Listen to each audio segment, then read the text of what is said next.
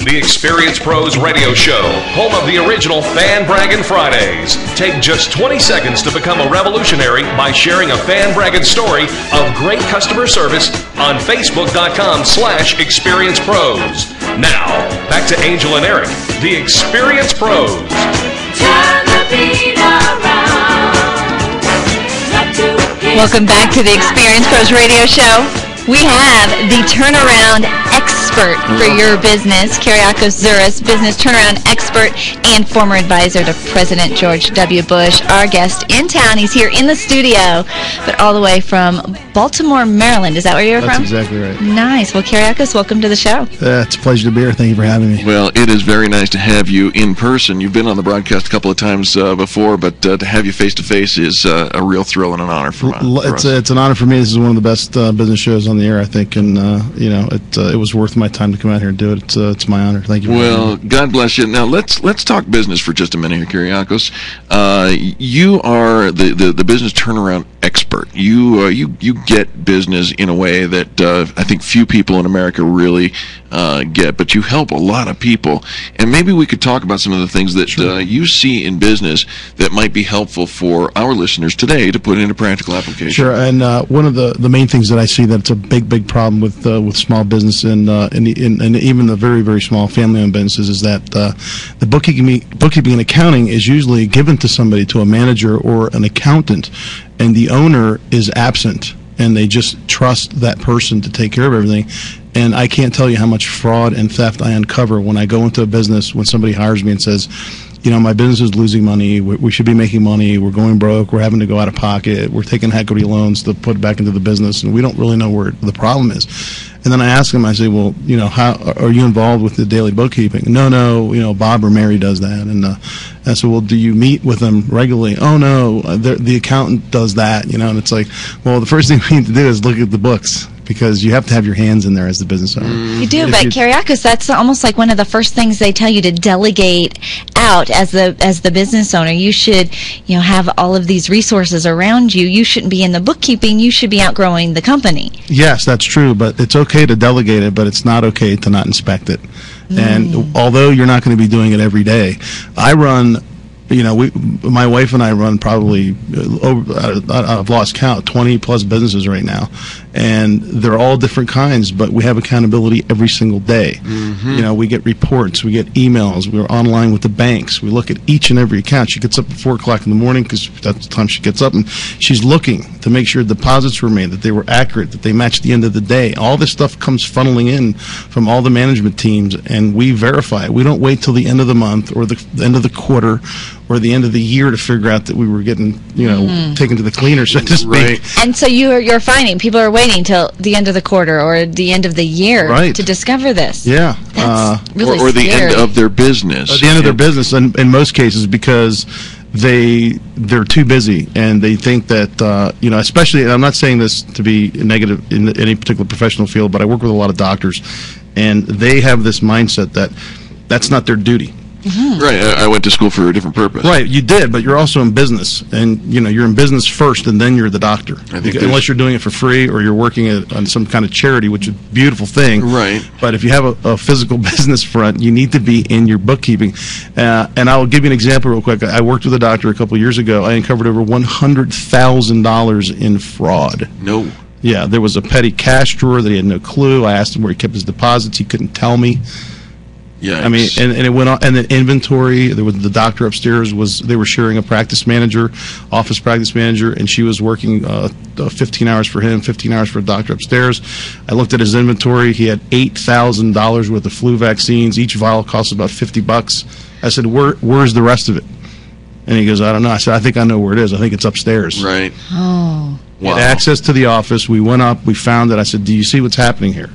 I go, you can't trust somebody else. You have to take once a week, every couple of weeks, at least once a month, depending on how massive your cash flow or how small, whatever it is. I mean, how much time can you afford? It takes an hour. Folks, an hour. Listen to our friend Kereakos here. He owns 20-plus businesses right now, and we have no right to make an excuse for the one business that we own and not looking into our accounting and knowing where the money's going. I think that's brilliant.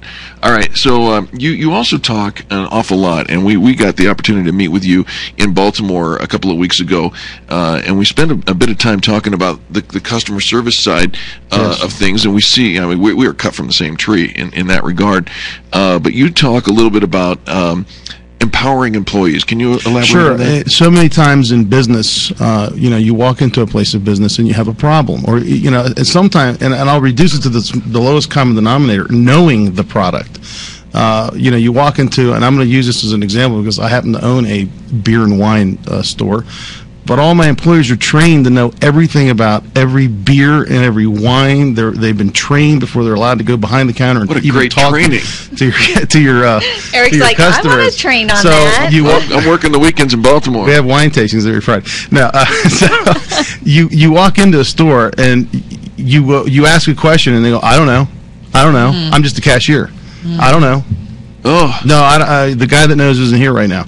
Or more importantly, when you have a problem, right? Okay. For example, I have auto repairs, and it's a service business. So sometimes people have a question, or they don't understand something. Well, whoever they're addressing at that point, the employee, which would be the customer service rep, the cashier, they have to be able to answer these questions. And they need to. And if somebody has a problem about something, they have to be able to. And they're unhappy about a certain charge. They have to be empowered to make a decision and say, okay, you know what? If there's a problem here, we're just going to take that off right now. But they've been empowered to make that decision, correct. Up to make to that a certain call. level, and you determine what that level is in your business.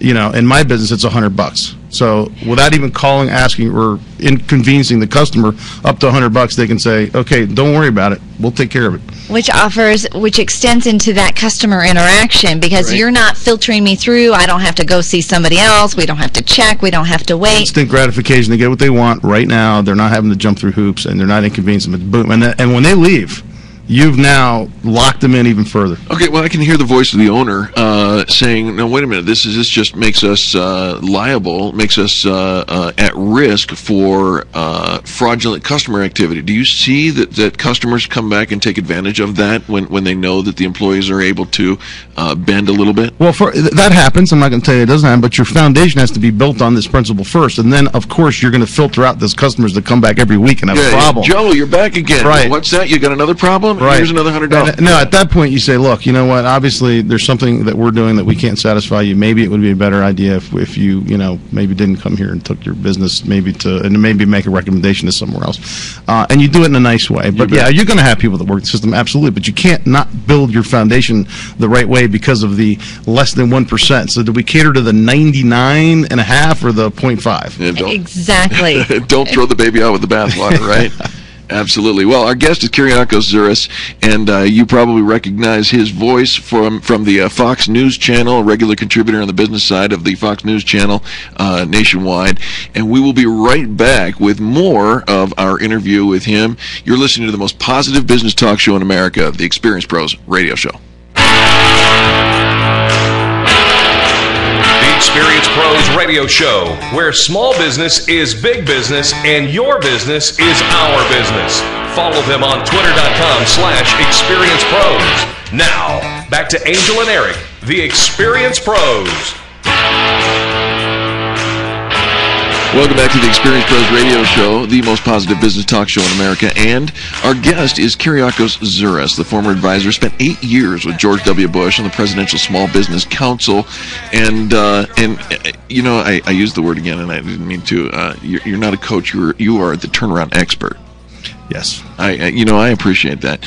I think there's a shortage of experts in business. There's a lot of people who are they want to call themselves experts. They want it, but there's very few people doing it. Yeah, and what I tell people is, you have no business learning or taking direction from anyone who hasn't done themselves and produced results in their own businesses. What they're trying to teach you and then guide you with, because it's result driven. It's from experience, not from somebody who went and took a class and became and never owned it. Because as a business owner, there's so many things that are not in the book, that they don't teach in the school, that you don't know. The guy doesn't show up for work. Right. They left the keys on the counter. The police call and you go, hey, your store's unattended. The keys are on the counter. Nobody's here. They don't teach you that in the book. No. All right, so our conversation, we're talking about things that we can implement today. Our listeners who are very much involved in their small business that they can implement today.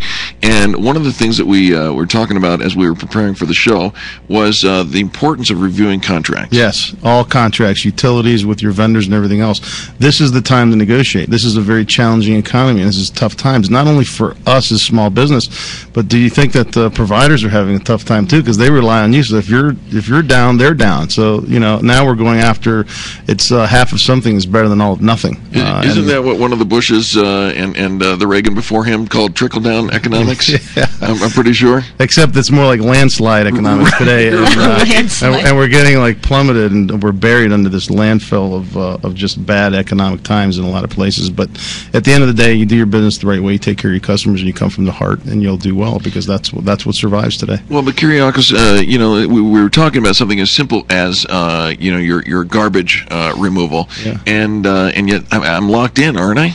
You are and you aren't, and that's another thing too. Before you sign any contract, don't do the 3-year or the 60-month. You tell them I'm doing 1 year, and and scratch off the auto renew on the policy, because nothing should auto renew. And you should also scratch out the part that says if it's not sent by certified mail, this and that and the other thing. They make it difficult. You just tell them, look, if you do good, if you're good to me, and you do what you're supposed to do, what I'm paying you for, you'll never have to worry about me doing anything other than keep going with you time and time again.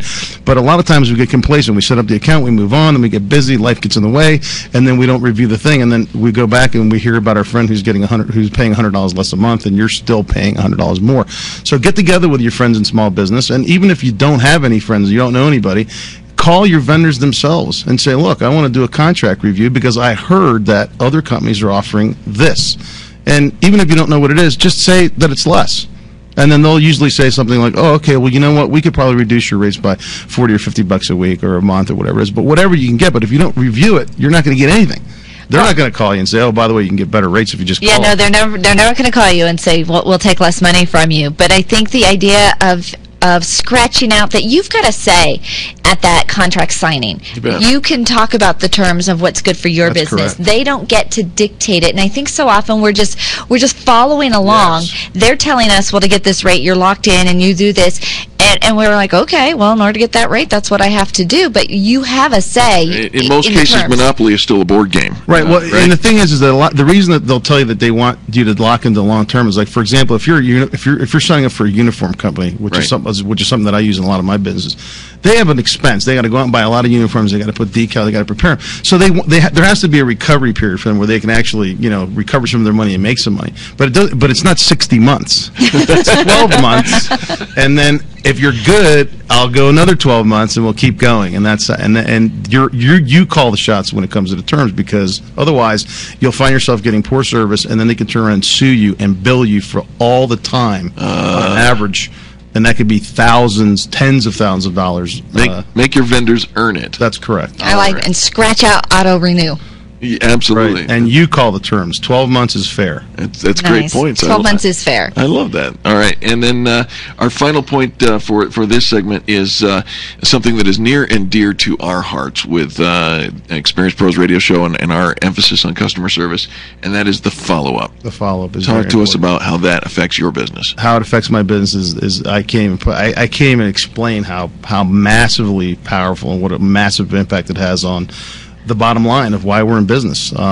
Massive impact on your bottom line. Massive. I mean, like, more than anything you could do that's free, where you pick up the phone and you call your customer after they've spent money with you. If it's a service business, if you're a lawyer, doctor, if you're selling high-end appliances, furniture, whatever, clothing, whatever business you're in, you call them and you say, hi, this is Kereakos. You were in my business yesterday, whatever business it is, and you say, I just wanted to thank you today for coming in yesterday and being our customer, okay? And I want to remind you that we stand behind everything that we do, and we just really appreciate you. I never say I appreciate your business, because that's like saying I appreciate your money. I don't appreciate the money. I appreciate you first, and then everything else will fall into place. And then they just love that. It's just unbelievable. And then they say, oh, you're the owner? It's you? It's really you? It's not somebody? Yeah, no, it's me. I'm calling. Now, you prove your ownership from time to time. You do something different than a lot of people. Some of your thank yous are actually videos. That's right.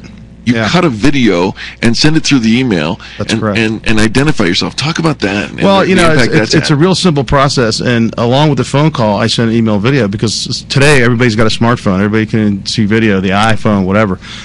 So I make these videos, and I say, "Hi, Eric. This is Kereakos. Hi, Angel. This is Kereakos. Thank you for coming in to and patronizing us yesterday. I just wanted to give you a small thanks." And how powerful it is when they see your face and they hear your voice, because you can put it in writing, but the writing doesn't have any tone, it doesn't have any emotion. Right.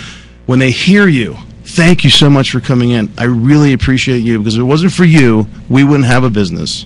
And we realize that. You know what? And we've received a couple of those videos from you, Kereakos, and I'll tell you though, that's harder than it sounds. Oh, I did a 10-second video.